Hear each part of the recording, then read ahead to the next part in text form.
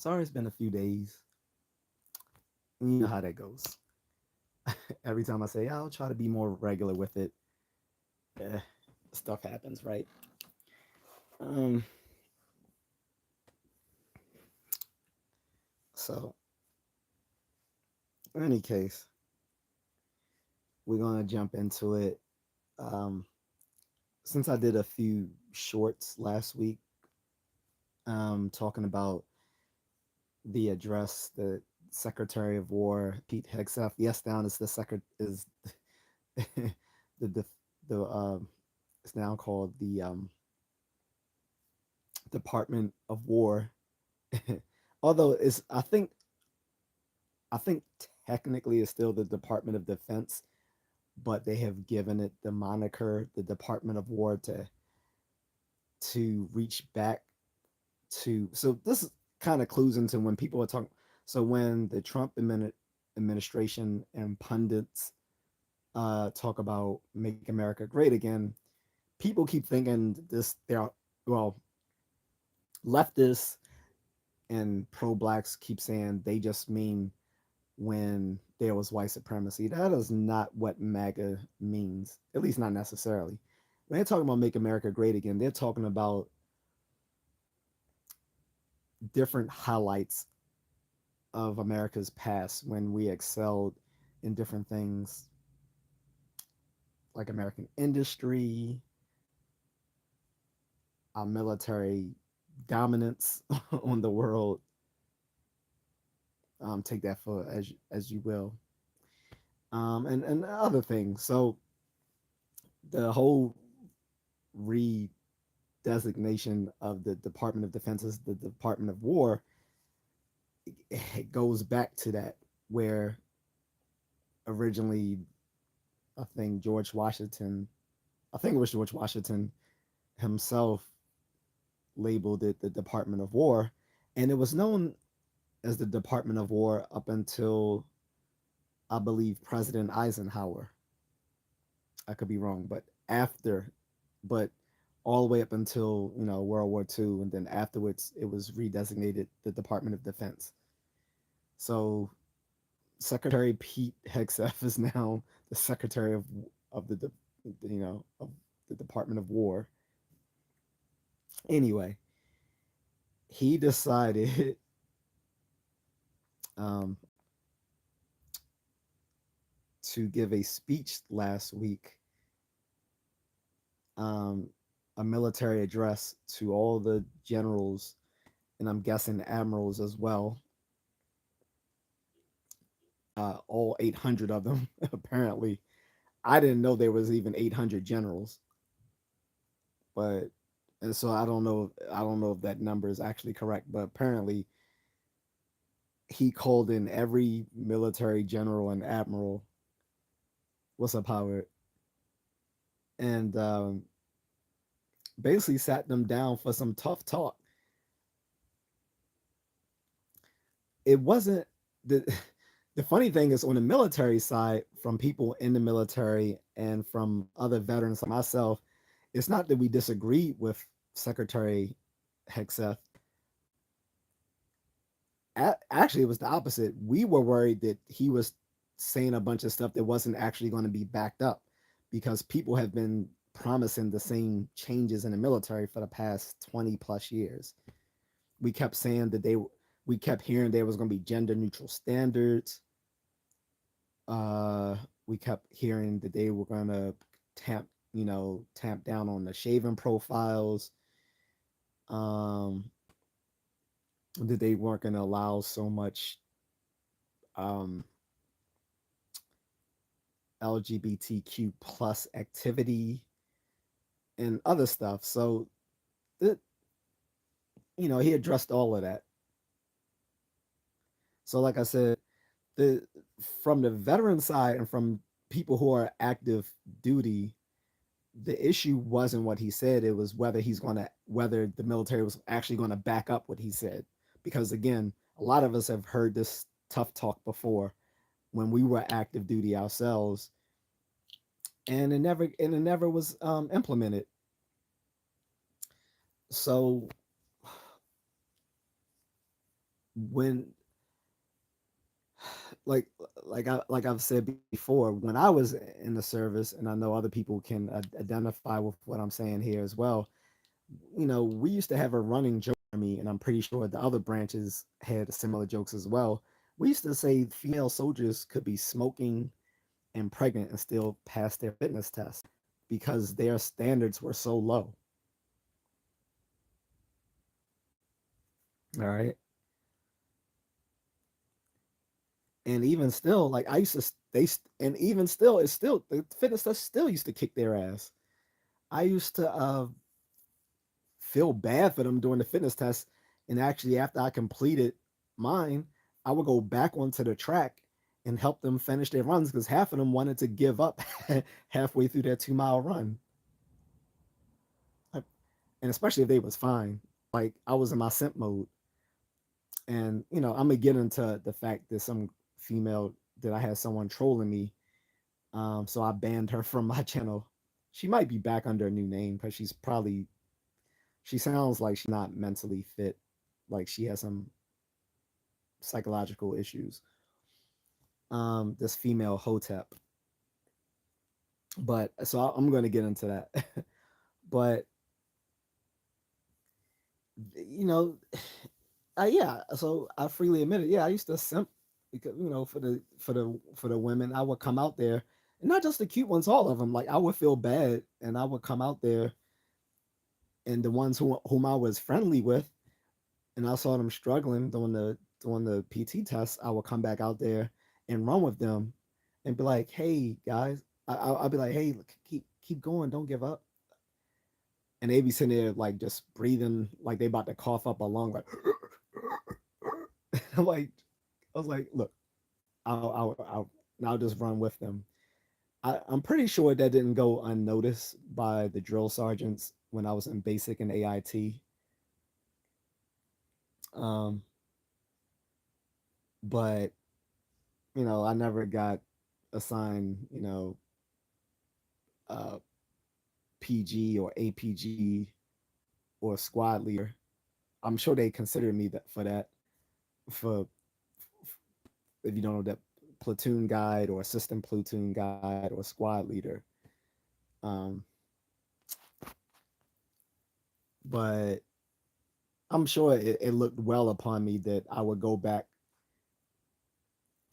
to the finish track after I finished my 2 mile run and try to help these ladies. You know, what's up, Agatha? Happy Sunday.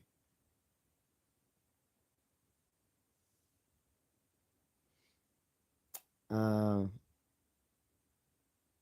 and anyway, so I would go back out there and try to help them out.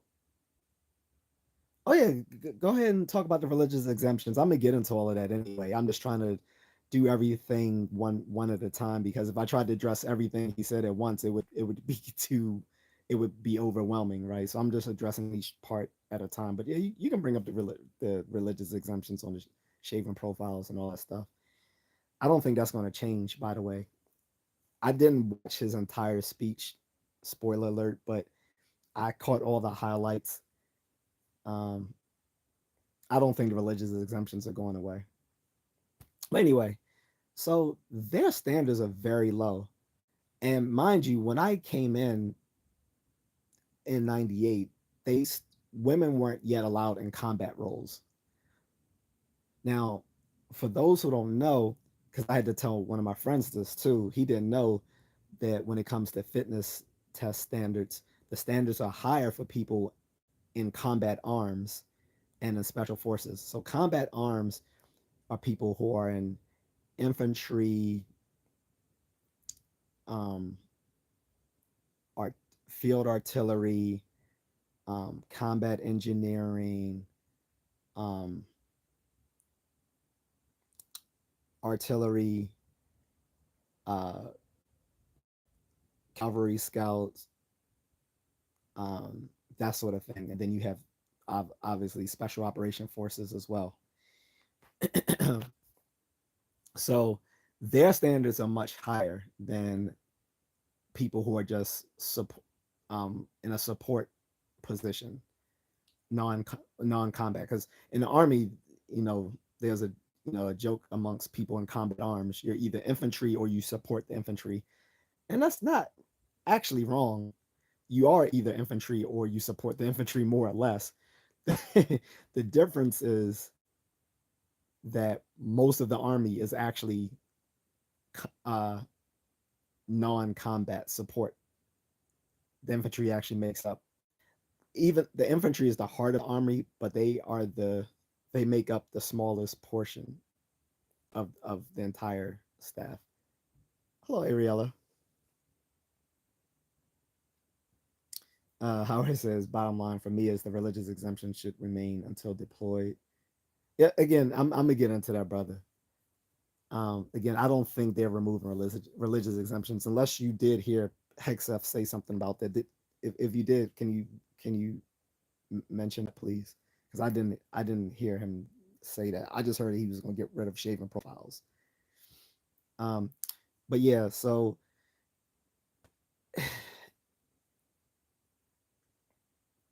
now that women are in combat roles, are allowed in combat roles, they they have lowered the standards for them to get into combat, and our that weakens our fighting forces when you lower the standards for combat arms so that females can join. So Hegseth has said that he's going to get rid of that. That when it comes to, so some people were mad because again, people weren't listening to everything he said. They thought that he was just going to raise PT standards for everyone. He was saying no, he was going to raise PT standards to the highest degree for combat arms and special forces, not for non-combat.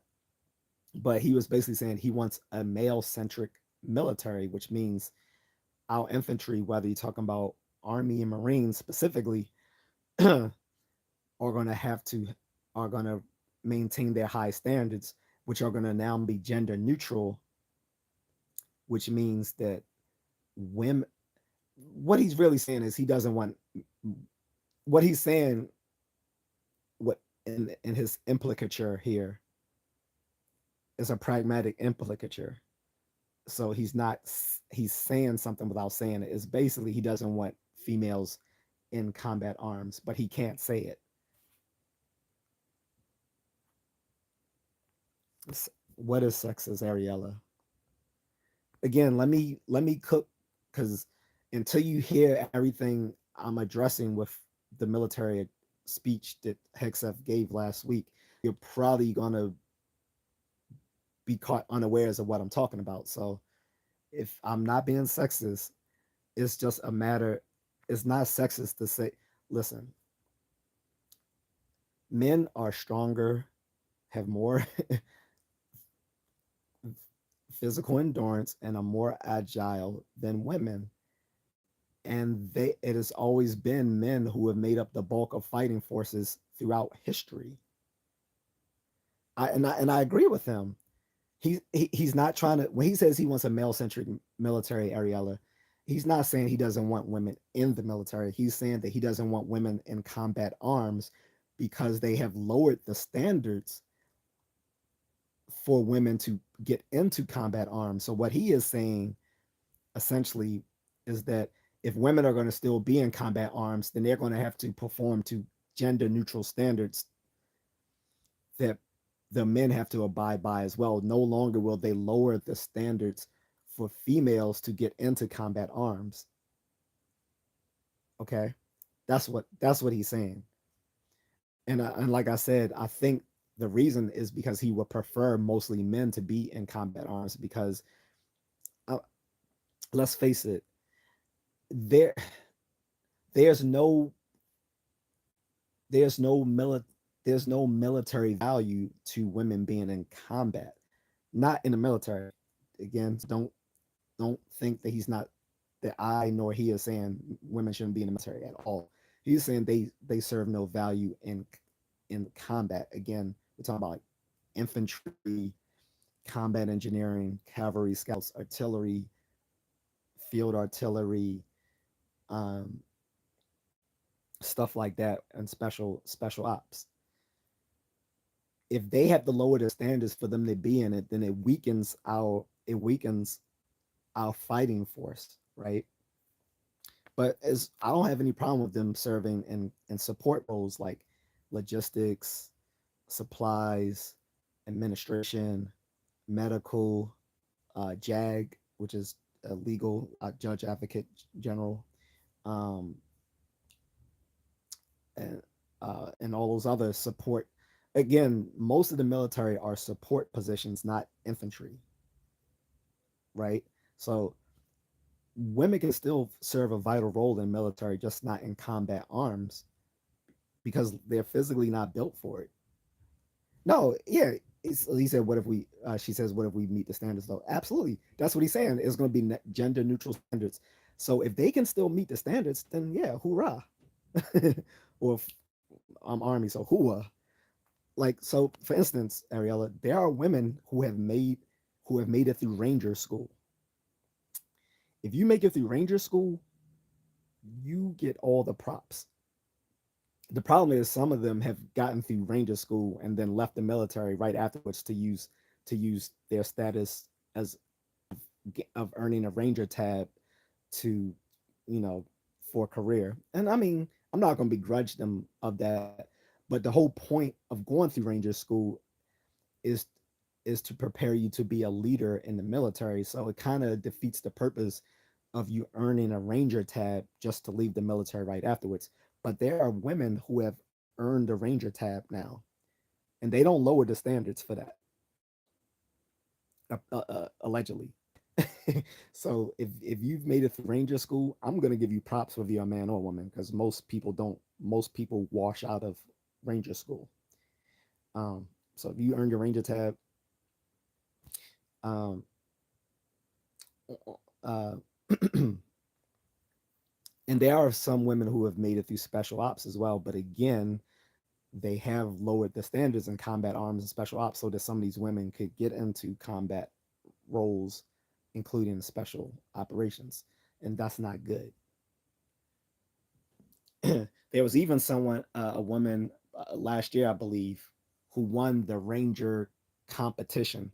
So with the Ranger competition is open to anyone who has completed Ranger school or is part of Ranger battalion. And there was a woman who won the Ranger competition. And the Ranger competition isn't split by sexes because there's uh very few female soldiers who have earned the Ranger tab. So if she won the Ranger competition, that meant she beat out men to win the Ranger competition. And like I said, you get full props from me and probably just about anyone else in the military if you won if you not only have earned a Ranger tab, but you have won the Ranger competition, which is held every year, which is eligible to anyone who's completed Ranger school or have or is a part of Ranger battalion. Okay, so yeah, if they can meet the standards, then by all means, I don't have a problem with it. But I would still say that there's more. I would still say honestly that there's no real value to women being in combat arms. Now, again, if they can meet this, if they can meet gender neutral standards to be there, I don't have a problem with it. But I still recognize that women in combat roles are often a detriment to their unit. The reason being is the guys will often uh, will often don't like seeing the sight of women getting hurt in battle, and will often go off mission to save these women because no one likes seeing women in battle getting hurt. Like we all on the battlefield, we all put on our cape. In the battlefield, we all like even in non-combat roles, like when I was serving with female soldiers, like I we we we naturally want to protect you ladies. Like I said, when I was taking fitness tests in basic and AIT, I used to feel bad for the women who were about to fail their runs. So I would go back on the track with them and keep running with them to keep them going. Just now take that and elevate that by a couple of degrees to us being on the battlefield, and we're dashing to safety, and they're injured or just can't or they can't hack it because we're wearing like we got like 50-pound rucksacks on and we're trudging through the danger zone, and is more detriment to them being in combat roles than there being any value. So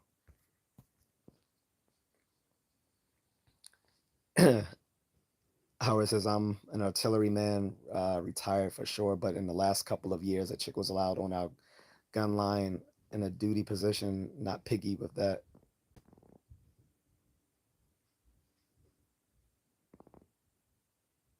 There else. She's nice. Um, Howard Clay says they are unicorns. Yeah, the woman who won the Ranger competition is clearly a unicorn. Howard, like that that's gonna come around once in a lifetime that a woman won the Ranger competition. Like I said, I gotta give her props because I've never went through Ranger school, much less went through Ranger competition. So I'm gonna give anyone props who's made it through Ranger school because Ranger school is not really dumbed down for women to succeed, as far as I know. Like they may give them a little bit of grace, but not much because it's not made to be it's not made to have a, tr- a separate track for women to complete Ranger school and a separate track for men to complete Ranger school. So anyone who makes it through Ranger school and earned their Ranger tab automatically gets my respect. And anyone who's won Ranger competition definitely gets my respect. Even just going to Ranger competition, much less winning, is going to earn my respect. So, Agnes is, what do you think about women fighter pilots? Um, I mean, I don't really have a problem with that because that's not again that's not physical combat. Like, it's not again fighter pilots isn't the same as someone being in the on the field like like you're not infantry or special ops or combat engineer or artillery, you know, combat engineer, anything like that. Uh, you're not a ranger, so I don't really have an issue with fighter pilots. You probably like you wouldn't even know as a woman until you know they take off the uniform. Well, not the helmet or whatever, right? But I really don't have a problem with it. If they can sustain, if they can withstand the G forces that they're put under, um, flying a fighter jet.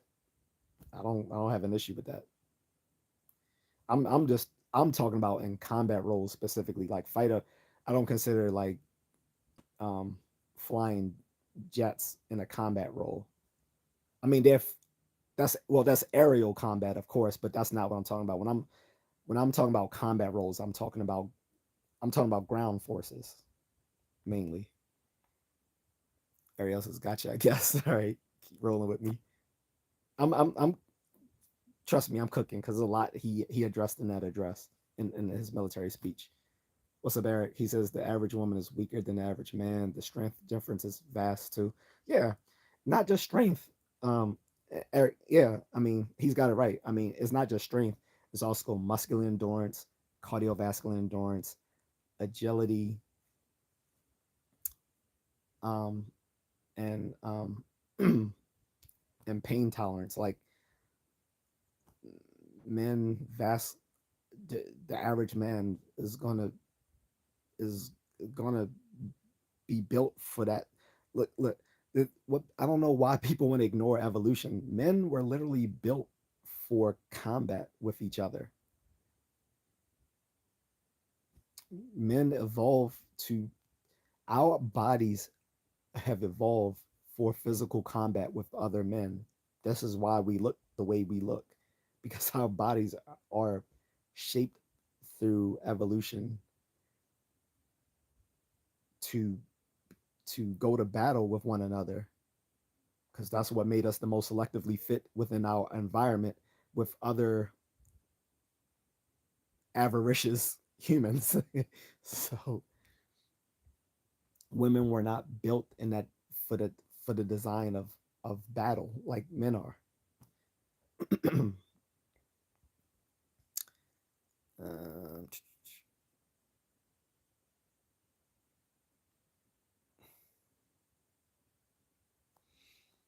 uh, so anyway, so I agree. I again, if they can, if they can live, if women can meet a gender neutral standards and not, and again, gender neutral standards that are high, not low, because if you set gender neutral standards low, which is what was, so what was happening, just why Hegseth is complaining, is that they were get originally they were going to do gender neutral standards, but in doing the gender neutral standards, they lowered the standards for both men and women so that women could had a higher chance of getting in. That weakens our fighting force if you have a gender neutral standard that is lowered for everyone, as opposed to raising having a gender neutral standard that is high. Right. So you can make a gender neutral standard that is low, which allows a lot of women to, to filter into combat positions.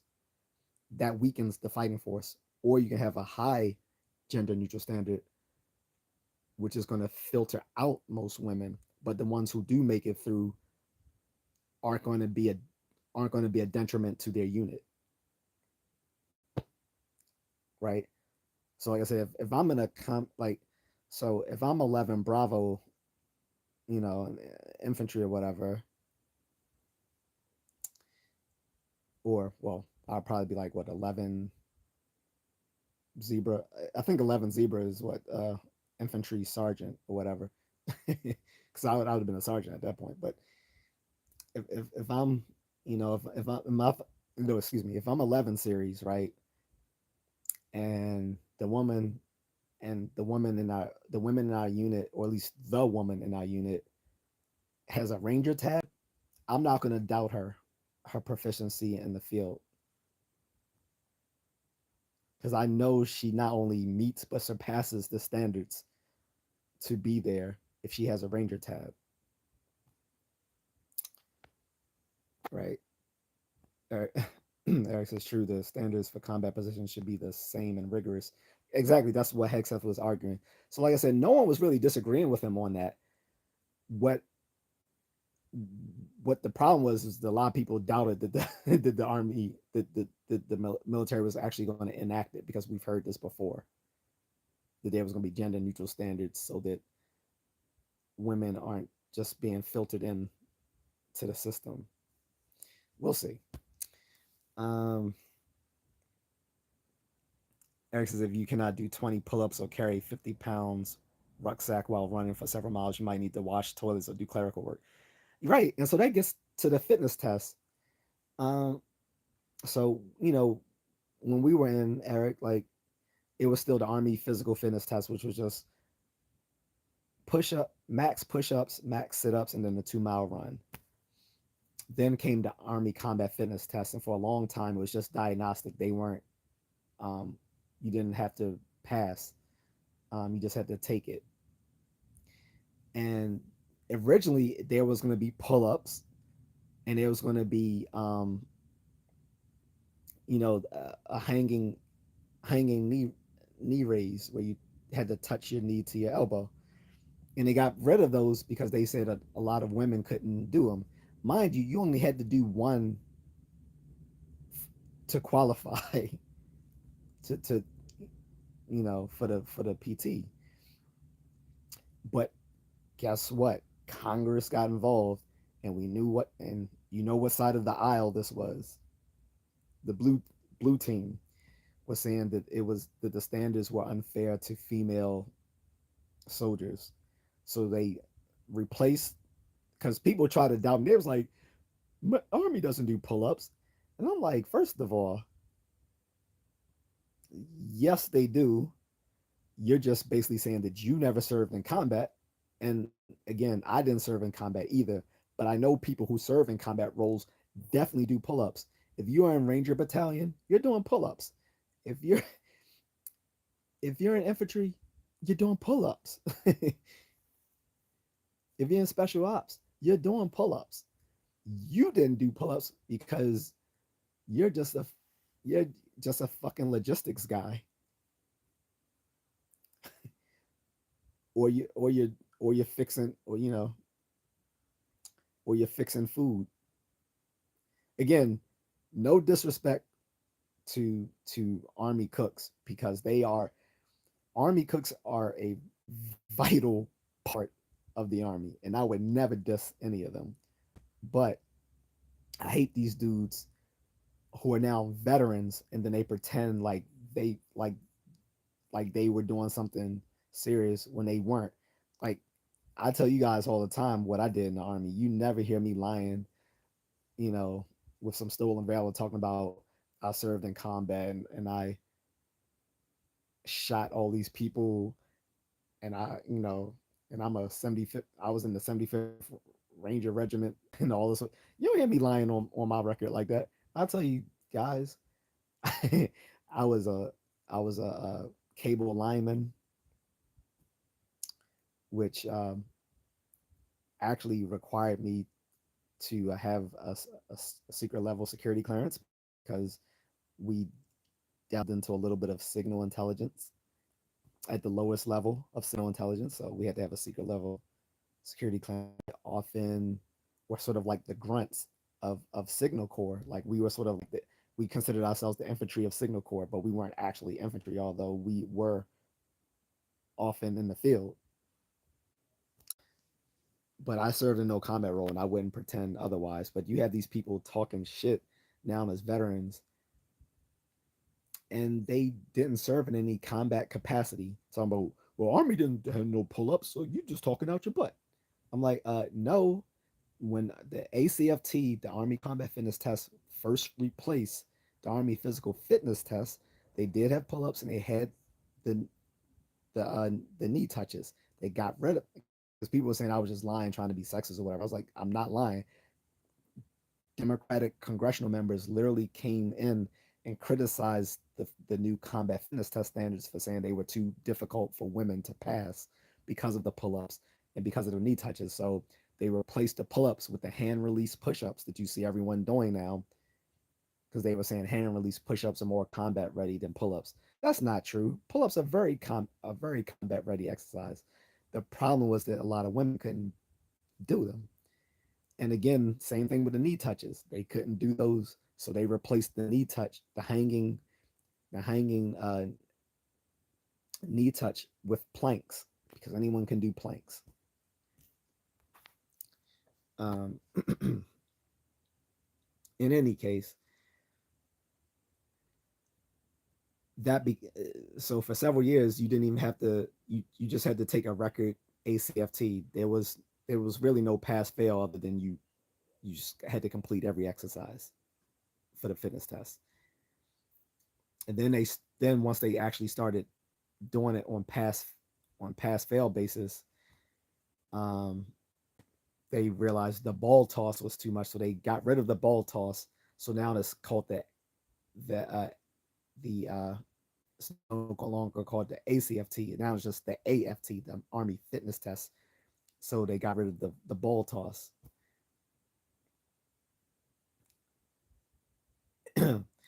But the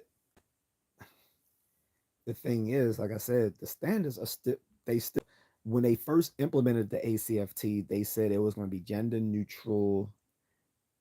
What is this is why a lot of people are cynical, because they was like, well, y'all said the ACFT was going to be gender neutral, and it wasn't. like it probably started off that way when it was in its diagnostic phase, but once they started recording pass and fail, they obviously they set different standards for the females. So that's going to still be the same for non-combat roles, but for combat roles, we'll see if Hegseth is going to stay to his word and actually make it higher standards for people in infantry and other combat positions. But yeah, to Eric's point, I mean, there's a lot of women that cannot do 20 pull-ups. Let's be honest, there's men that can't do 20 pull-ups. And so the same applies to them. If there's a guy who can't hack it with 20 pull-ups or carrying a 50-pound rucksack while, rucking down the road for like 12 miles, you don't need to be in a combat position. You need to be doing clerical or logistics or supply or cooking, something like that. Ariel says, nice. Is that respect consistent throughout the military? Um, I would like to think so, but look, I'm gonna be completely honest with you. Like one thing you'll know on my channel, I'm always gonna keep it a buck with you guys. Your respect is not consistent throughout the military because you have different you get different sorts of personalities. I mean, it's basically the same as in the general population. You have assholes. You got because you because military and law enforcement attracts a lot of people who have sort of a authoritarian personality. You're gonna get a lot of assholes. But you know, like we always say, you don't have to respect me, but you have to respect the rank. So where respect is not there, people will get uh, an uh, an attitude adjustment if they disrespect someone's rank. I'll say that much. You don't like so for instance, you can be sexist if you want, you can be racist if you want, but you're gonna respect my rank. Like you may not like that woman, but if she's an E6 and you're an E3, where that person is a captain and you're just an E5, you don't respect the rank. So, and if not, you will be catching that Article 15. Howard says, I'll never be for women in combat arms. I agree, brother. Like I said, I don't, like I said, if they can pass rigorous standards, I'm not going to, I personally won't shit on them if they meet the standards, but I still would not want them to serve in combat roles. I don't want to be in a military where we require our women to fight for our national defense. I get that some women want to do so because they want the chance to be in infantry. Because let's face it, when you're young, you're 18, 19, 20, infantry can be kind of fun to do. And then, once you get once your knees get a little bit bad, then you might try out a secondary MOS that takes you out of a combat role. But when you're 18, 19, 20, a lot of us want to do infantry, including some women. I don't like that though. I prefer them in a support role. Um, and some will volunteer, especially women who want to who want a military career, because we know serving in combat arms is the quickest way for advancement in the military, right? Getting those getting those qualifications like the Ranger tab, you know, serving and doing 11 bang bang or whatever the equivalent for 11 Bravo is in the Marines. You know, it is a quick way to is a it is a it is a way for quicker advancement in your military career if you serve in a combat role. So I get that's why some women want to do that. Like in the movie G.I. Jane, the whole purpose of her wanting to, you know, go go through SEAL trainings. I think it was SEAL training, right? In GI Jane, the whole reason was because she knows that you know going through special operations would advance her career. Same as in the military. Like if you get that rank, if you get that ranger, if you're an E3 or E4, and you get that ranger tab, you're on a good trajectory with your career in the military, right? You got that ranger tab. You got your, you got your airborne right here. You're good to go, right? People know you're a high speed soldier. So I get that's why some women want to do it too, but I don't I personally don't want to see women serve in combat arms because I don't like seeing women get hurt. So, Ariel says just curious. No, no, no problem at all. Eric says these standards need to be applied to public service like firefighters and law enforcement. Well, that's a whole different conversation. We can get into that though later. Eric says standards need to be applied to public service like firefighters and law enforcement. He said sorry for posting it twice. That was a weird glitch. Female soldiers are weird and overinflated ego backed by minimal accomplishments. Well, like I said, some of them, yes, and that's going to get me into the troll that I had last week. What's up, Carlton?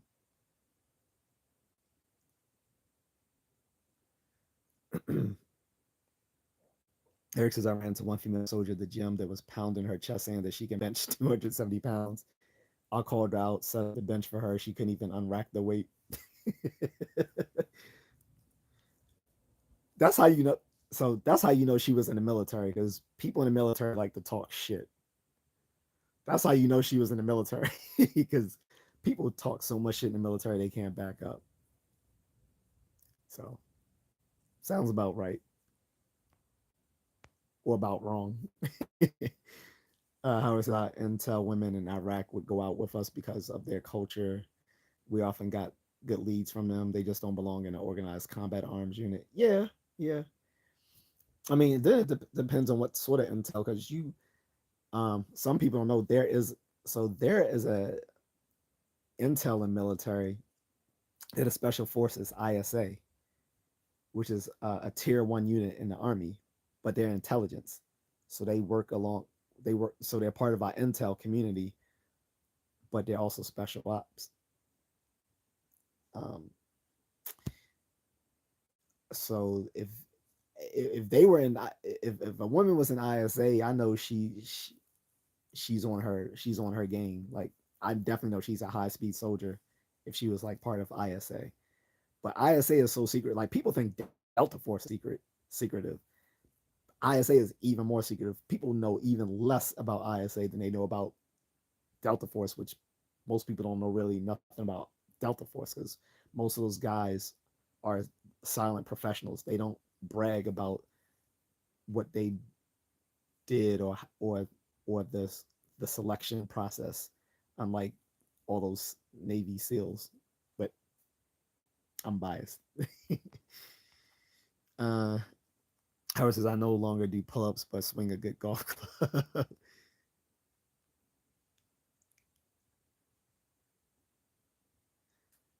Yes, ponytail cops is a whole different thing. Ruben, what's up? He says you're not tripping. I feel you. Ariella says have to go by. Nice to meet you. Learned a few things. Oh, nice to meet you as well. Hope you do come back.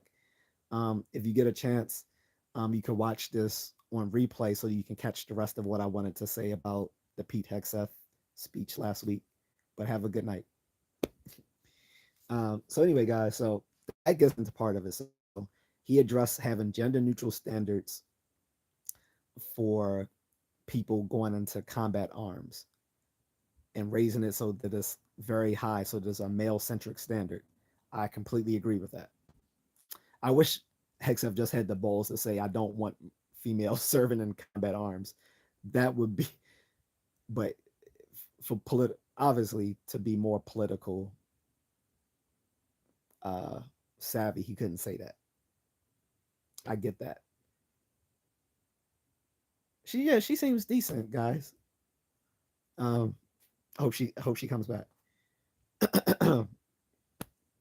um, then so let's get into the next thing he talked about, which is related to the PT. He said no more fat generals, and I completely agree with this. Military leaders lead from the front, not from the back. At least figuratively speaking, like usually the generals aren't literally in the front, not anymore. But it means that they set the standard. So if you yourself are not meeting PT standards, that is you're you're disincentivizing your your lower enlisted and your commissioned officers serving under you. Like, how you want to be fat and you expect everyone to do two record pass their two record PTs every year, and you walking around looking like the Michelin Man, like the senior master chief in the Navy last year, who was promoted. Uh, to yeah, I think I don't whatever I guess that is for an E8 in the Navy. I don't. Someone can correct me. I don't know if senior chief is above master chief or which is which, but she got promoted to that rank and took over duty with the naval nuclear research labs. And I get it that they've had a lot of turnover with leaders running the nuclear research lab for the Navy, and so that their priority wasn't on someone who was physically fit. But come on, if you are in your uniform, you literally look like you're busting. Like, it literally looks like your buttons are holding on for dear life to keep your gut in check. Nah, you need no, you need to go. You definitely need to go. So this isn't just for generals. I think he meant when he was addressing the generals. I think he meant all. I think he meant that as a for top military brass in general, pun intended. um, it's like, come on, fat general. Like, I'll be honest. I never saw a fat general when I served. My general, all the generals I served under were fit that I've met.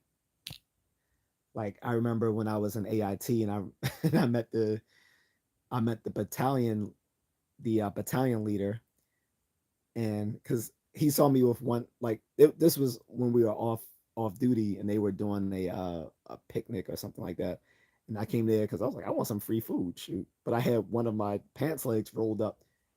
Mind you, it's the '90s, and I'm from the East Coast, so he looked at me. He was like, "Sir," he was like, "Soldier, were you in a gang?" I was like, "No, sir."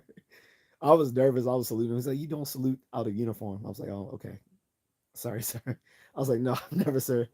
I think I said I've only been a Cub Scout or something like that. I think I said something silly like that. I was like, "No, I've never been at the gang." But he was fit, and I remember as when he was leaving Fort Gordon, they were gonna switch. They were switching him out as battalion leader. He did a commander's run so that everyone on post had to had to come out for PT for the commander's run, and that shit was fun. Plus, that's how a general is supposed to be. A general is supposed to be at the front, leading everyone. Like, it was pumped too. Like, we came out there, they had these huge blaring speakers. They was playing "Eye of the Tiger." Like, as soon as we got onto the PT field, you heard some the speakers with the bass pumping. It was like eh, eh, eh, eh, eh, eh, I was like, oh, okay, okay. I was like, this general about their life, huh? I ain't say about their life because we didn't say that back then, but I was like, yeah, general about their life, huh? I was like, all right, this commander run about to be lit. So uh, it was fun. Like, that's how I expect my generals to be. A general that can they can they can have a commander's run, not some fat general like looking like Colonel Sanders. That's that's how I want my general I want my general to look like General Hawk from GI Joe. Okay.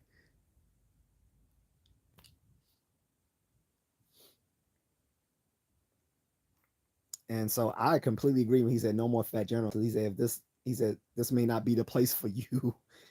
I, I don't have a problem with that. Like you set the standards for all of your soldiers, whether you're talking about the enlisted or your commissioned officers. If you expect them to meet high physical standards for the army, so should you not as well, especially since you are the representation of the army. I don't have a problem with that. I don't think most people had a problem with that, except maybe those fat generals. Mind you, most generals are not fat, though. I want to make that clear. Most generals are not fat, but there are some fat generals and some fat admirals out there. There are. So he said no more fat generals. Again, that goes to the having higher PT standards. I agree with that. Eric says anything that has to do with combat and or public safety, you should be fit and healthy. Completely agree.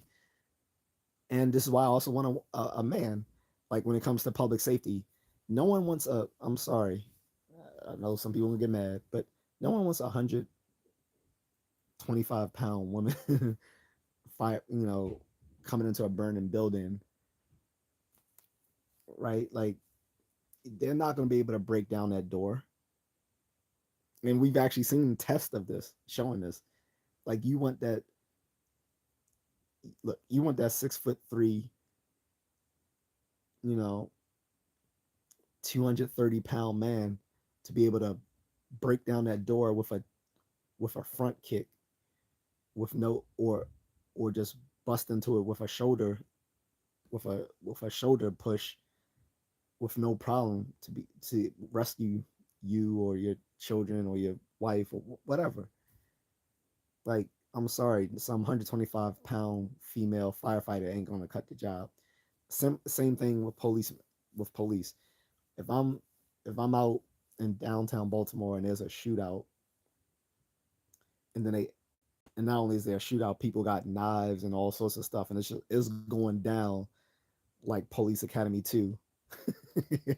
First assignment.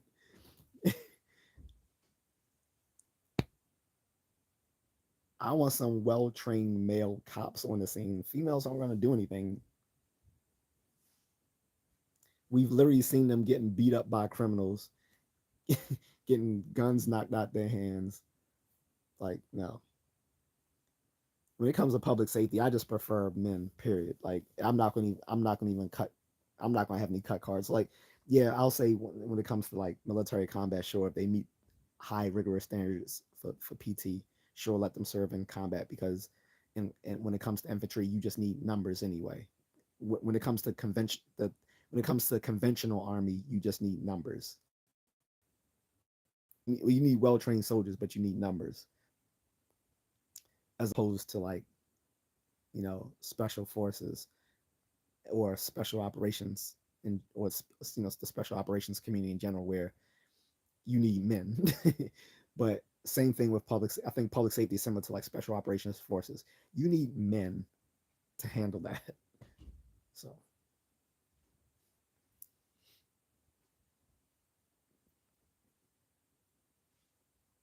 Alan says, if I post a video about your channel, can I be a mod? No, people who are my moderators are people who've been participating on my channel for a long time and people who I trust, um, and and seem to have sound judgment. I can't go by just one opportunistic event to make someone a moderator because I'm giving them access to my channel. So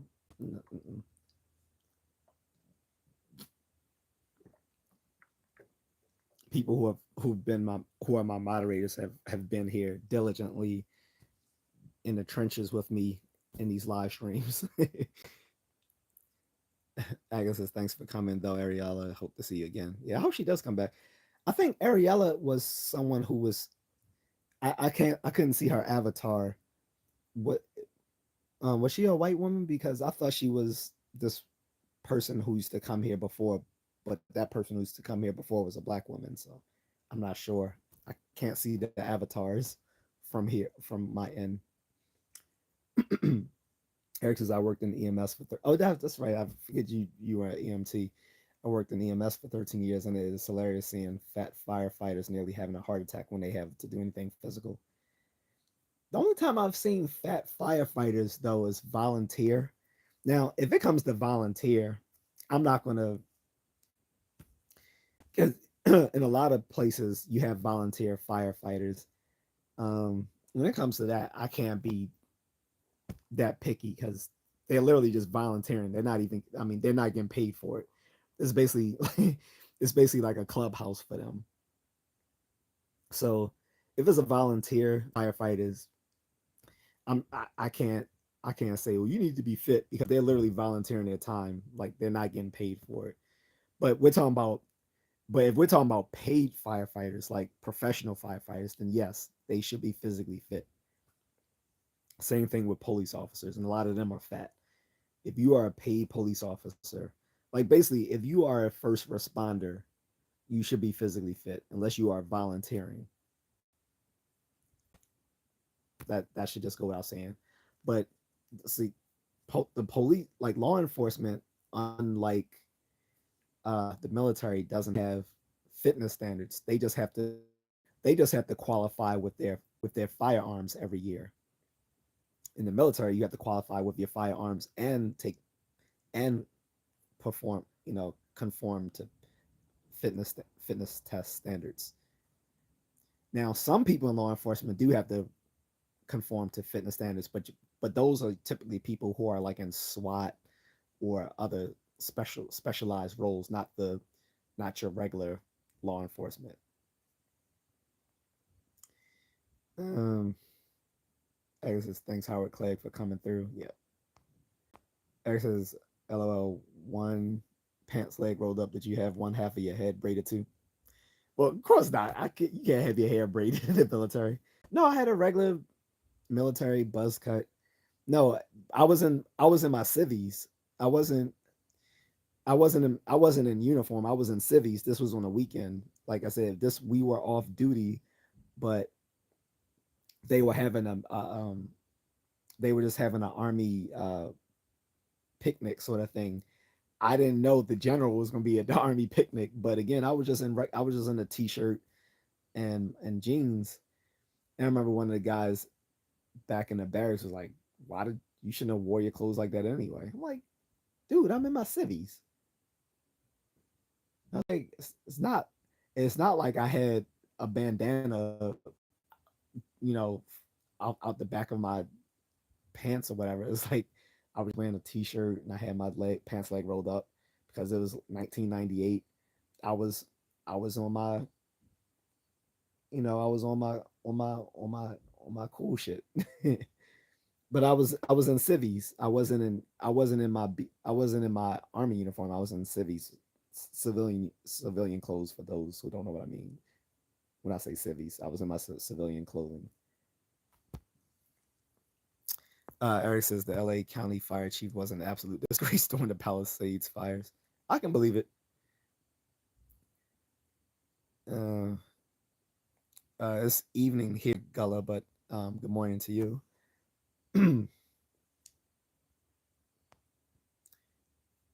Eric says I make the best burgers in the world. I might, I don't know, man. If I come to LA, I might have to call you out on that one. Eric says the mod smack down these trolls. Yeah, I got Agatha's on duty, Carlton's on duty, my Streamlabs um AI is on duty.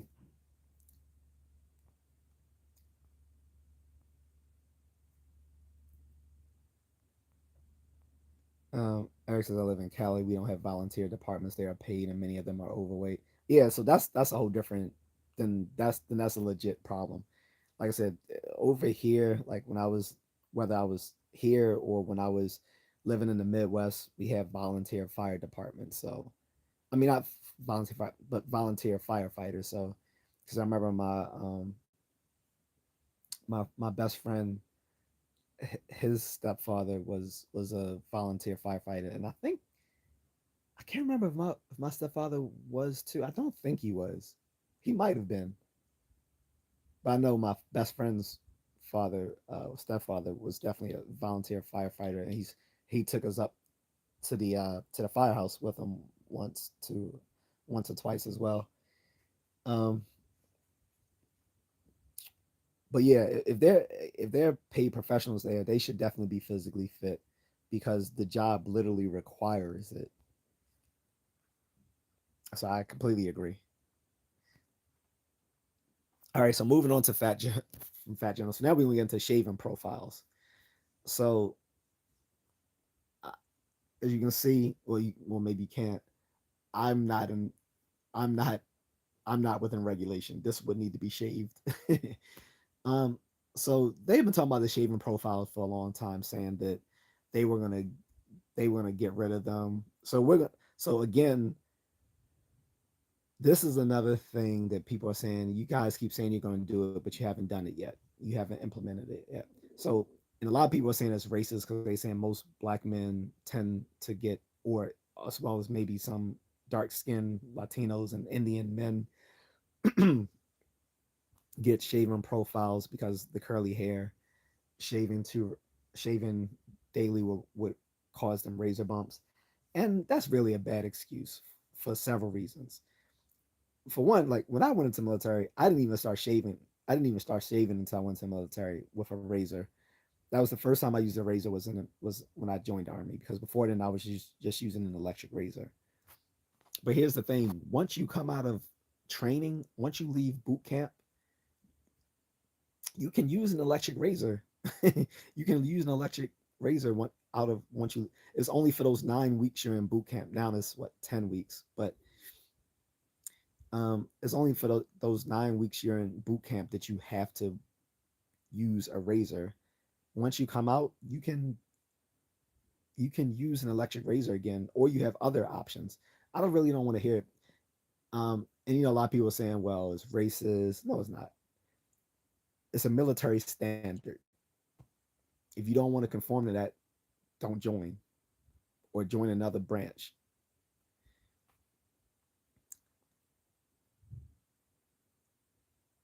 Eric says freshly grounded bison. Oh, that sounds delicious.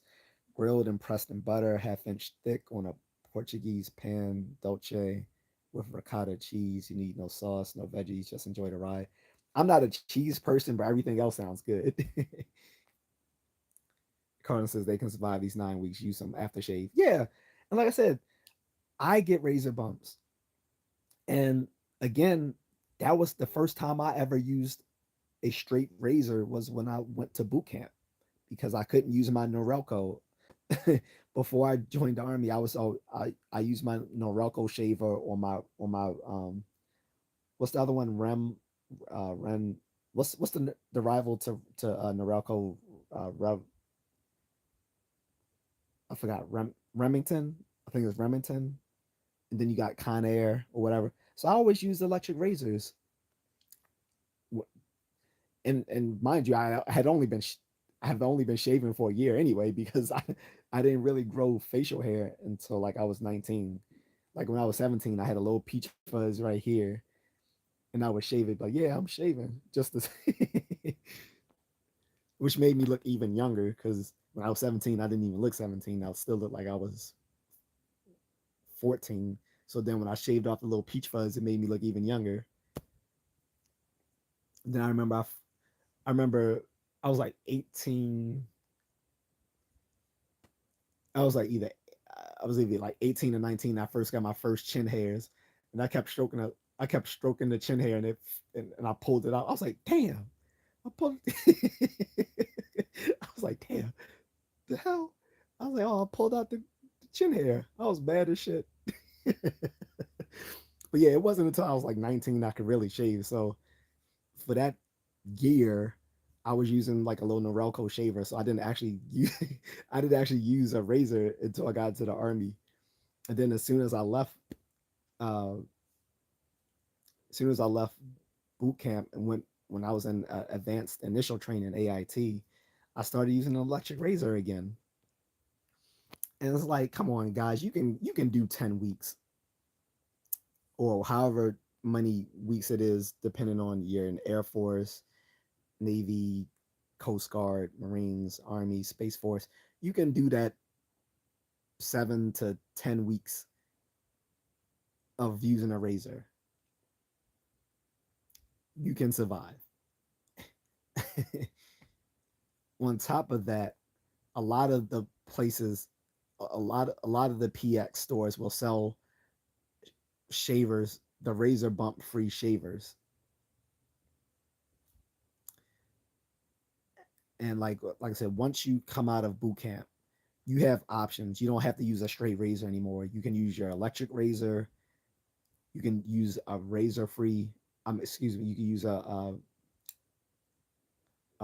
a razor bump free razor, which is made for people who suffer from razor bumps, which gives you a less close shave on the skin, so it doesn't cause the razor bumps. Or you can use the depilatories, which are a cream that you can put on. Because I used to use that as well when I was in the military. I used to use the depilatory shaving cream, which just takes it off. It's like Nair for your face. Don't use Nair on your face, but it's like Nair. Actually, Nair makes a male version of it for your face, but the one I was using was specifically made for black men's skin.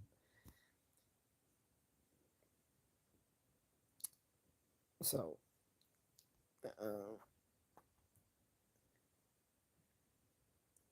Eric says using a straight razor, you need to prep the skin and hair before you shave, or you're going to butcher your face. Yeah, and so the problem is a lot of these guys weren't taught how to shave.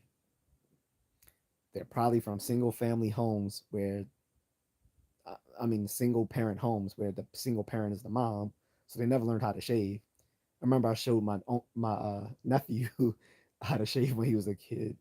I don't know, but he can't grow hair yet. Like he's still 17. I was show, but I was showing him when I was 10. My mom was taking pictures of me showing him how to shave because I had bought him a toy shaving kit, like a little Spider Man. I bought him like a little toy Spider Man shaving kit where it didn't have a real razor on his on his razor. It was just like plastic. Where I was using a real razor and I was showing him how to shave. And I showed him like how to prep his skin before he shaves and all that stuff. But this stuff I learned on my own. Although my father did show me this stuff. The funny thing is, he didn't show me that until after. Eh, yeah, he didn't show me that until really after I came out of the army because I went in when I was 20. But and again, I didn't start shaving until I was 19, or he probably would have showed me earlier. But I didn't have hair on my face till I was 19. Um, but when I came out, he was showing me. But by that time, I had already learned to prep my face and all that sort of stuff. But I would do like what he showed me. Like I would use Noxzema on my face first, and then I would put the shaving cream over it, and then shave. I don't do that anymore. But what I would do now is I will wash when I use a razor now. You don't have to use Noxzema. I learned that. I just basically wash my face first, which also keeps it from getting infected because sometimes razor bumps comes from infections because you need to cleanse your face before you shave because you have dirt and grime on your face and bacteria which will infect your with those little nicks and cuts that you get when you shave, which causes the bumps and the rashes and stuff like that.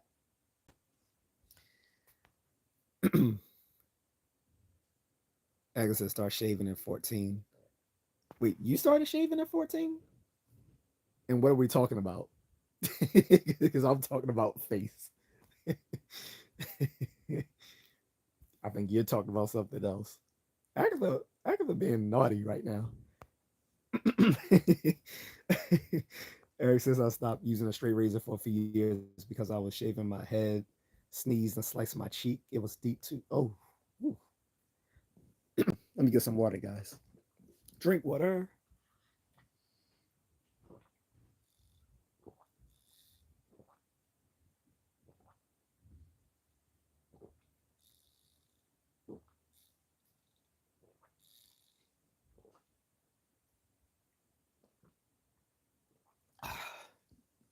All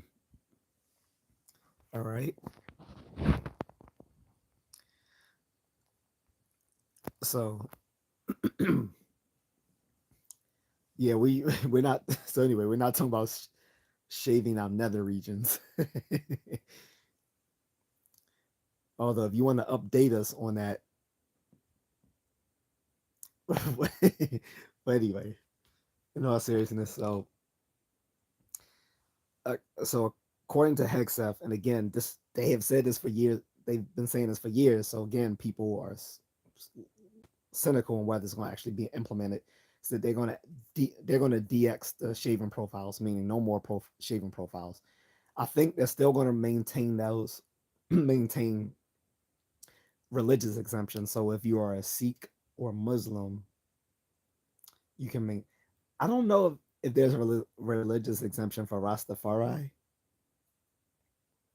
because I don't know if you can claim that as a religion for military purposes. I think you can, but I'm not sure. But I guess that would maintain for Rastafari as well.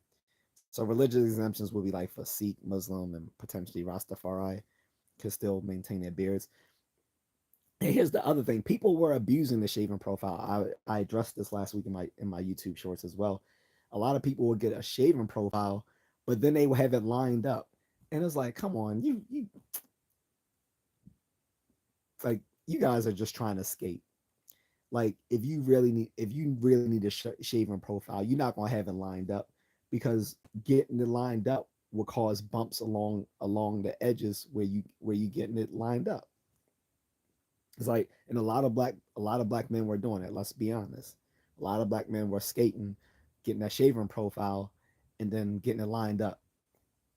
Then on top of that, if you go into specific units like special operations or infantry, they're not trying to hear that shit about shaving profile. They be like, oh well, Sarge, I have a shaving profile. It's like, so what, soldier? It's like, nah, like if you join Green Berets, you need to be within regulations. And I know people were saying, I already hear what people are about to say, but Green Berets, you can have a beard. Yeah, that's when you're in the field. Here's the thing: most of the time, Green Berets are not in the field. They are usually doing. I hate to bust people's bubble about work as a Green Beret, but as a Green Beret was literally talking about it a lot. A lot of the work you do as a Green Beret is going to be administrative. Like when you when you're not doing administrative work, yeah, you'll be doing training. You'll be training your CQB. That's close, you know, close quarters combat training, whatever. Yeah, you'll be doing your CQB. You'll be, you know, doing your other stuff, but literally most of the time you will not be in the field. And then when you are in the field, most of that is not going to be you doing infiltration, exfiltration, recon, anti-insurgency, all that sort of stuff. Most of the time when they're in the field, they're actually training foreign forces. Special Green Berets are like one of the few folks in special operations that can train and raise their own foreign army. That's how good they are. But like I said, even when they are in the field, they're not doing a whole bunch of infiltration, exfiltration, recon, um, all that, all that whore stuff. Most of the time they're in the field, like they're training foreign forces. Um, they do, but they will be doing some counterinsurgency, some intel, some infill, exfil, some other stuff like that. But most of the time, they're at their desk because they're sergeants. Most of them are like E5s, E6, E7. So they're gonna be doing more work expected of the NCO. Um, and when they are doing that, they still need to be cleanly shaved, just like everyone else. And they're not gonna want to hear, "Oh, well, I got a shaving profile." I ain't trying to hear that.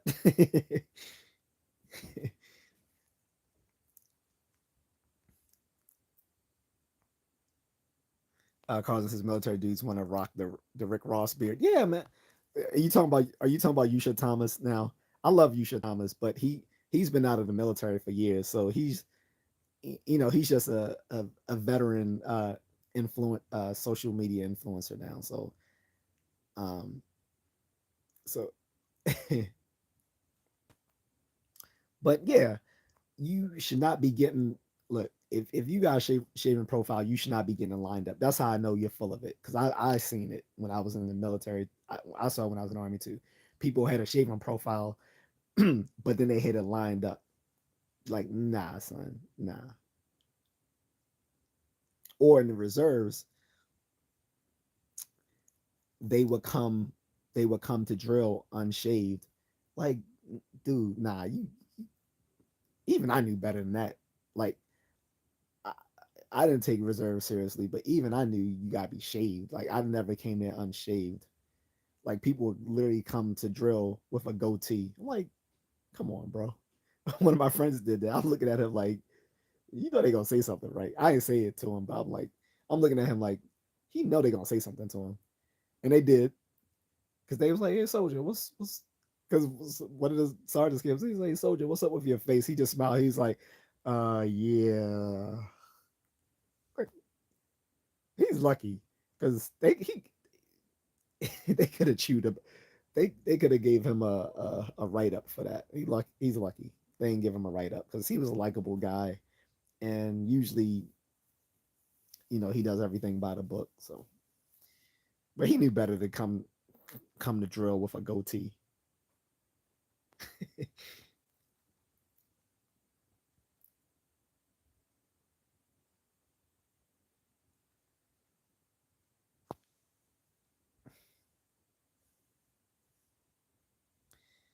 So we got a troll, guys. I'm gonna address this troll just because I have the time. I got time right now. So unto ages of ages says, why do black people commit so many crimes? Because your mother rewards them by sucking their dick every time they commit a crime. Any questions? Anyway, Carter says, next thing you know, people will be wearing Jordans instead of boots with their uniform. Man, so here's the other thing, unrelated but kind of related. I'm so jealous of the new ACU, the Army combat uniforms, as opposed to what we used to wear, the BDU's battle dress uniforms, because we had to polish our boots every single day. Now they got these little nice khaki colored suede boots that don't need to be polished. We had to be, we had to have them things looking spit shined every freaking day. You would get written up if you had dirty boots. You know how much time that spent, how much money buying that freaking polish. Some people used to even some people used to go even would go down to the down to the AFES and get their shoes, their boots uh professionally polished. So much time, so much money spent polishing. I don't miss that at all. I'm definitely envious of the new ACUs. On top of that, and then they brought back the pink and greens, as which is our dress uniform, our formal dress uniforms. They got the pink and greens, so they even got a better dress uniform than us. We had to wear those ugly green. Well, they're not ugly, but we had those ugly green uniforms, and the only and I mean, except that you could swap it out for the class blues.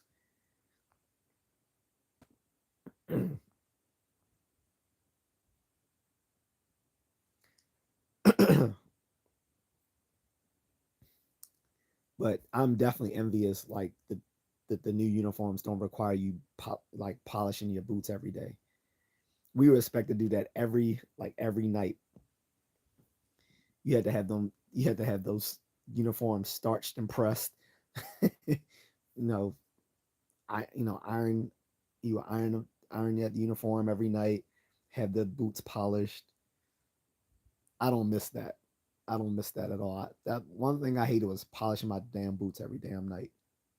Sometimes you had to polish them twice a day because if you went somewhere dirty,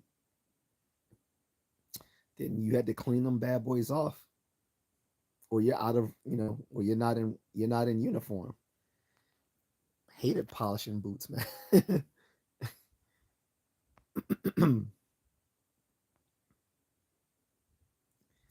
Project Echelon said, "Who's the dumbass that thought blue was good camouflage?" Well, no, the are you talking about with the that what do you call that that digital? You talking about that digital camouflage that they got rid of? That only lasted for a short while because everyone hated. I don't know, but when I was talking about I was talking about the class blue dress uniforms. That's only worn on formal occasions. That you could wear the class blues in place of your class A uniform because it typically looked the class blues typically look better.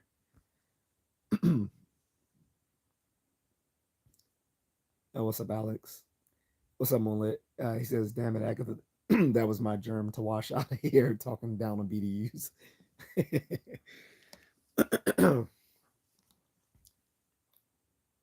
Yeah, I don't have a problem with the BDUs. I just had a problem with the black with our black leather boots. We had to shine and polish every day, sometimes multiple times a day. Um,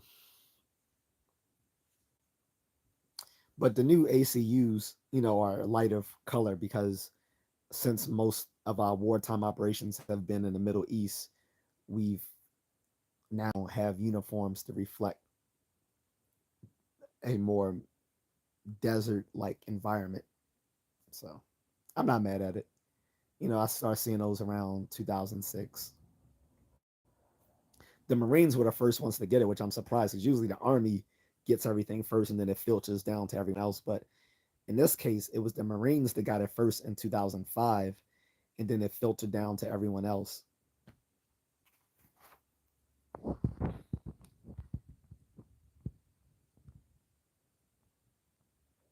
Um, so yeah, that adjusts the shaving profile. So like I said, they supposedly they're going to DX the shaving profiles, and I think they will maintain the religious exemption. So if you're Sikh, Muslim, and maybe Rastafari, depending on whether they consider that a real religion or not, that might depend on your commander. um, then other outside of religious exemptions, there are gonna be no more shaving profiles. And like I said, people were abusing it for a long time, and I don't think it's racist that they're getting rid of the shaving profiles because black men have always had options for keeping a clean cut face without actually using a straight razor. Again, you can use a razor bump free razor that have been around for like at least 50, 40, 50 years now. They've made razor bump free razors. Or you can use an electric shaver, which I did, or you can use the depilatories, which I also used. But the depilatories may not work on everyone's skin because, you know, some people's skin might be too sensitive for the depilatories. Although they have versions made for sensitive skin as well. But again, you got options.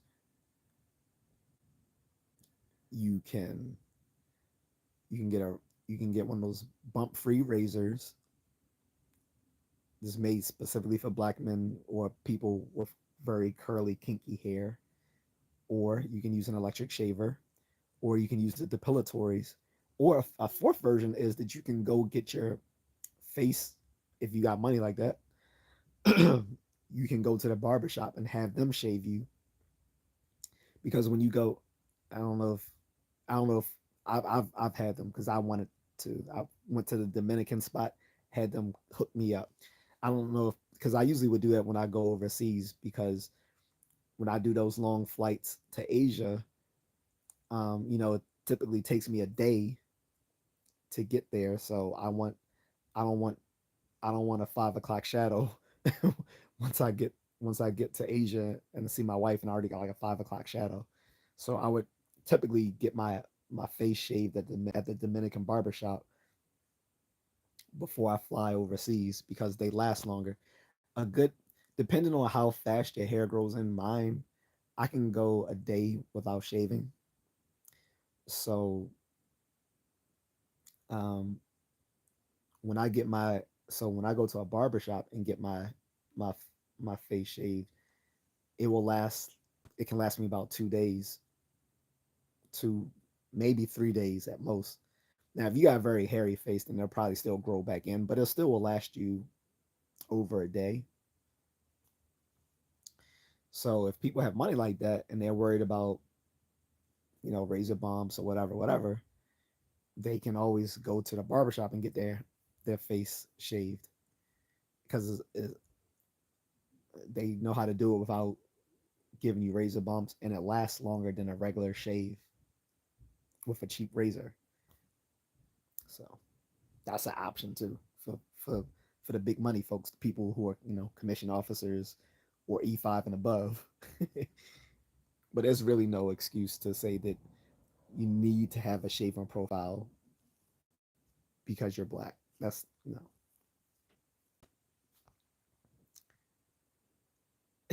Agos asking Moonlit what time is it where he lives.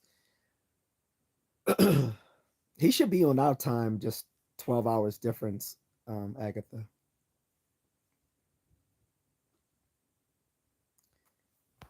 So let me get to the last most controversial part of what Hegseth was talking about, which was getting rid of the trans people out of the military. I think that was the most controversial part. What did I think about the military in Chicago? I'll get to that later. Um, because I want to get through everything Hegseth was talking about.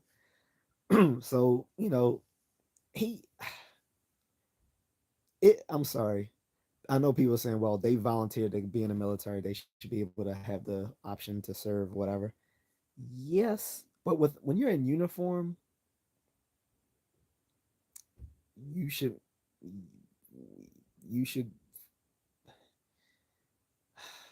I don't know how do I say this without it being offensive.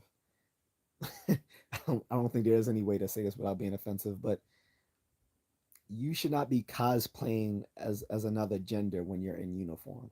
That's all. That's how I can't say it any other way. I'm sorry. When we had that uh I think he was like the army chief of staff, or I can't remember if he was like the army chief of staff or navy chief of staff or something like that. He was a transgendered woman. That was embarrassing. I remember that. I was like, this makes us look so freaking goofy on the world stage, having someone suffering from gender dysphoria in uniform. Because so Hegseth basically addressed it as a mental health issue, basically saying that we shouldn't have trans people serving in the military because we don't need people suffering from mental health problems serving in a in a military leadership capacity. I agree. Say, I mean, people can put in politics aside, people who are transgender do suffer from gender dysphoria, formerly called gender identity disorder. It is not healthy, and most of these folks do suffer comorbid mental health problems along with the gender dysphoria. Most of them suffer things like clinical depression, social anxiety, uh, autism, stuff like that. Um, it is. I do find that to be a deficit to have people in uniform think if they are of the other sex. I, I know I don't have anything against the trans community, but everything isn't for everyone. The military isn't for everyone. I, you know, non-binary, queer, trans, I don't think they should be serving if they have to do so while looking like they're of the other sex. I know people say, well, they have the right to serve in the military just like everyone else. They do. They do have the right. Well, not the right. Sorry, it's not the right. They do have the privilege of serving in the military like everyone else, but not while cosplaying as the opposite sex. The military has always been a conservative culture. It has been, and I know this the best because I was a little progressive. I was a very, I was a very, I was a left leaning guy when I was in the military, and they used to make fun of me for it. They was like, this guy's a left handed, what, what do you say? A left handed vegetarian atheist liberal. I mean, mind you, I, I, I can't do anything about being left handed because we were playing, we were playing baseball. I can't help it. I was batting from the left. Like, sorry, I can't help that. But I get the whole making fun of me for being vegetarian and atheist and all that sort of stuff. I'm no longer vegetarian, but I'm still atheist. That is not going to change until I see a heavenly figure here on earth. But yeah, I get that. Like, uh, military culture is conservative and more or less religious, Christian, but religious generally, but Christian specifically.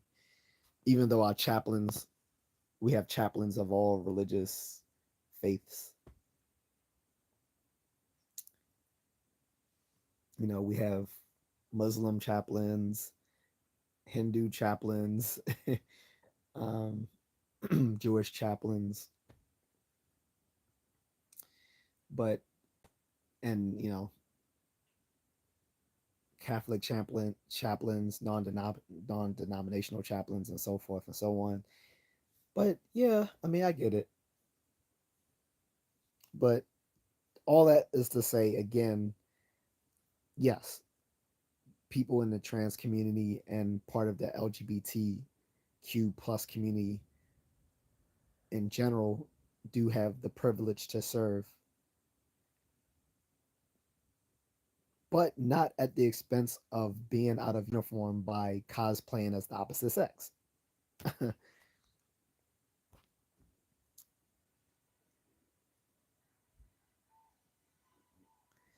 um, uh, Mullen says it's 11:05 a.m. Monday, 35 Celsius outside unit outside until rain.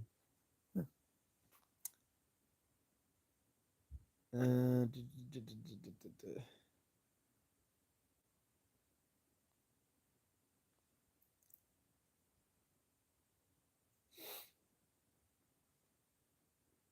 but yeah, so again, I don't have anything against the trans community, but everything isn't for everyone.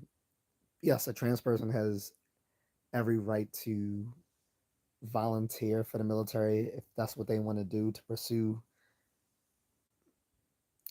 uh, pursue a career in the military or whatever. But that doesn't mean that the military has to has to basically agree with their lifestyle. There's some things you give up when you put on the uniform.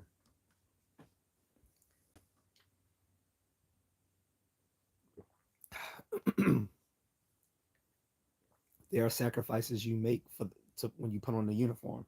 One of those are you cannot pretend to be a man when you're a woman, and you cannot pretend to be a woman when you're a man. No matter how you feel on the inside, which is all psychological, by the way, and that is just gender dysphoria. uh, what was this? Running to Tesco, no problem. But yeah, so that's all. So that there was other things that Pete Hegseth said in his military address to the generals, but that that that covers most of it. Then the other criticism is that it was a bit of a security risk to have all the top brass under one roof at one time, because if someone attacked it, then that would be all of our military leaders wiped out in one fell swoop. Yes, but again, one, that would be hard as fuck to do. Let's be honest. Like the level of security detail at a place where you have all the top military leaders under one roof is not going to be easy to attack. And two, it was to make a statement. Like, yes, he could have did a presumably he could have done a Zoom or sent out a missive over email to all the generals and admirals. But let's be frank, this was a better way of doing it, both for the sake of the public seeing it and to show that he wants it to be taken seriously by making them all come under one roof to hear what he has to say. And then, some people just didn't disagree with what he said. They just disagree with him personally because they don't like him. I can't. That's so I'm not going to address that. That's subjective. If you just don't like Pete Hegseth because you think he's unqualified to be the Secretary of Defense or War now, that's on you. Or you think a captain shouldn't be able to address generals. Well, now he's Secretary of War, so yes, he can. Or you don't like him because he's part of the Trump administration. Again, these are all subjective things, so I'm not going to address those. If people can bring it up if they want, then we can go over it. Um, we can go over those points individually, but again, I'm not going to address that subjective stuff because now you're just talking about a matter of taste or preference.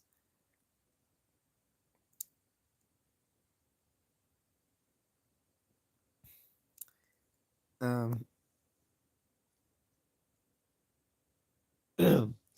so that pretty much addresses it. But I'm gonna get to Agatha's point since she asked me. She said, "What do I think about the military in Chicago?" Um, good. Again, I wish Trump brought them to Baltimore. Chicago needs it. Like, first of all, I that mayor needs to be kicked out of office.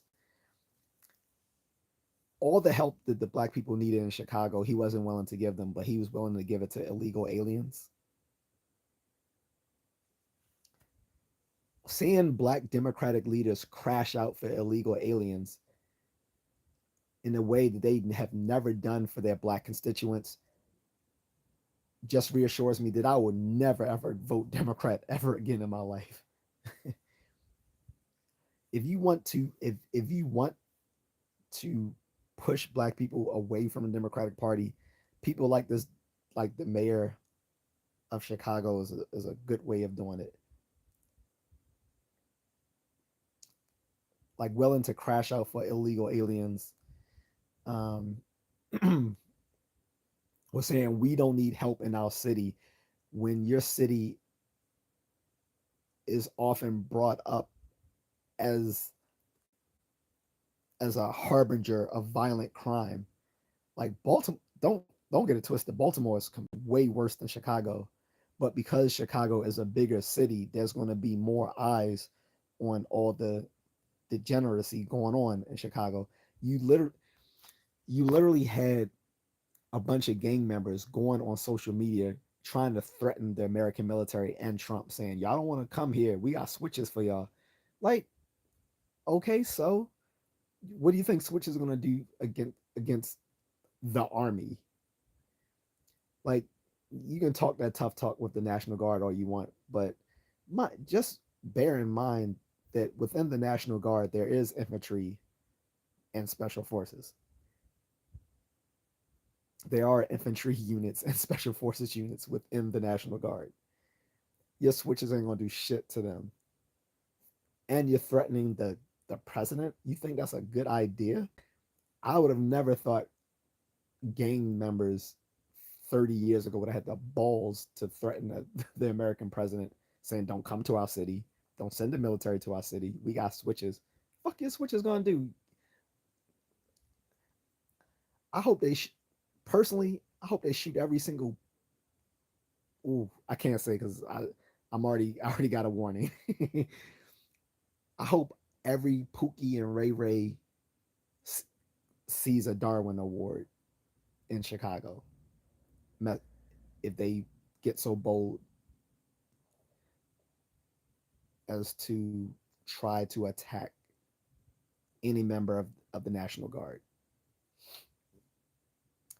And I like the fact that uh, basically Trump is going to be using a section of federal law that says that, say, a governor, in this case, and the Illinois governor refuses to call up the Illinois National Guard um, to patrol in Chicago, he can supersede the Illinois governor and still call up the Illinois National Guard under, I think,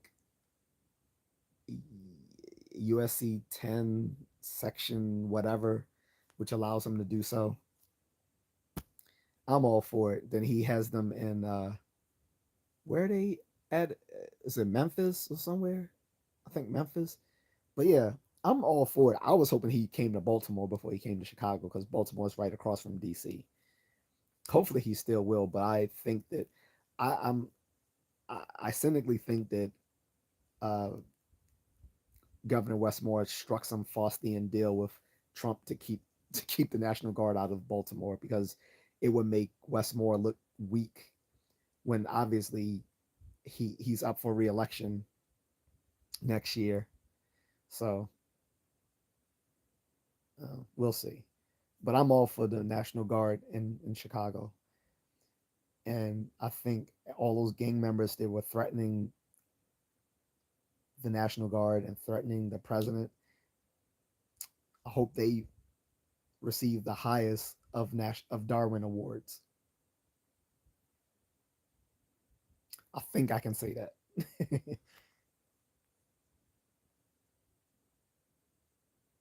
Loab Productions, thanks for your service, my dad, sir. Thank you. Appreciate it.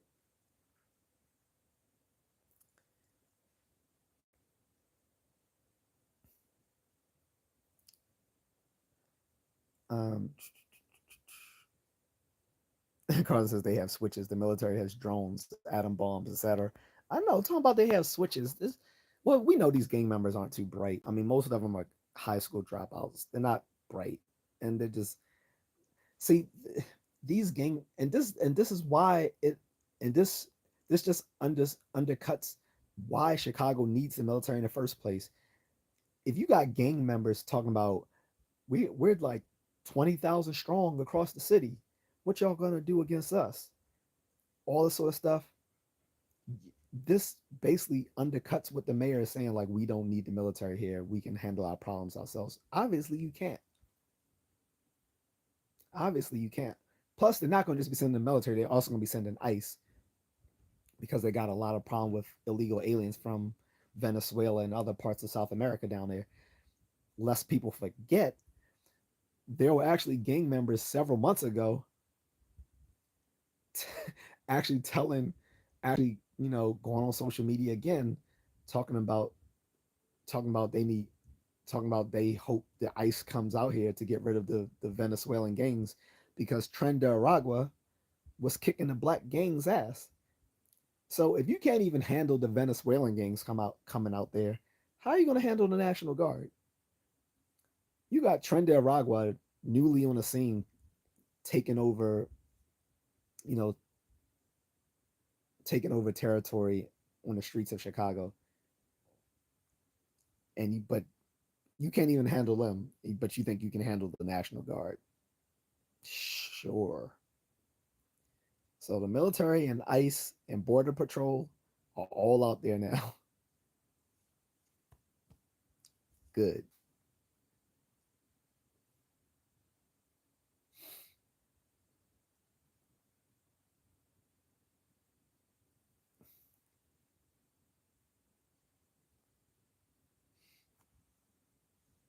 Michelle Davis, guitarist, why don't you hate these nuts in your mouth and let them rotate counterclockwise, and then do them in a figure eight motion with your tongue. Let them swirl up, swirl around, get all the curlies right up under you, right there. Anyway, so yeah, that's how I feel about that, guys. But I'm a cut this short because losing my voice and it's late. As you can see, once it's past 12 o'clock, all the neurodivergent twits come out. And again, most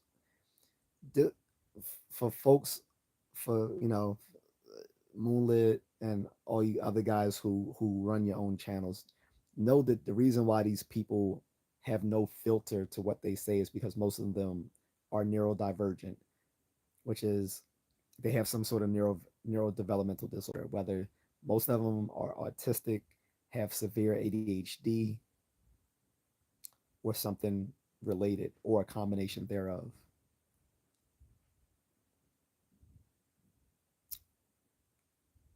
So this is why they have no filter on what they say. And most of these folks troll. Like, again, I work with a client who is on the spectrum, and she has no filter. She typically trolls people. Uh, The people typically trolling people online late at night are autistic or neurodivergent in some way because they they seem they have they tend to suffer from sleep irregularity. Specifically, like they suffer like parasomnias, which are sleep disorders. Most of them can't get regular sleep, so they stay up late at night, and it affects their behavioral and cognitive dispositions, which means they make they show poor judgment and decision making skills. And this is why most of the it's not worth trying to reason with trolls because most of them are autistic or neurodivergent in some way and literally have no filter, and they will push boundaries because they don't respect boundaries. The only thing you can do is ban them from your channels. So, or don't, uh, or you don't stream late at night where you'll have a bunch of them coming into your live streams because once you hit 12, that's pretty much all it's going to be around is a bunch of weirdos, and that's because they're mostly neurodivergent. That's why they're that's why they act weird and sing weird because they are weird. Anyway, that's it for me tonight, guys. Have a good evening or a good day to the rest of you. I guess I'll see you. Bye. Have a good morning. Thank you. Take it easy. Tell Mulis I had to go. If he's not back already, I think he went to the store. But that's it for me, guys. Take it easy. And if you want to support Cash App $ just a contrarian, or you can buy me a coffee at buymeacoffee.com. Um, or you can support me here with a super thanks. Appreciate it.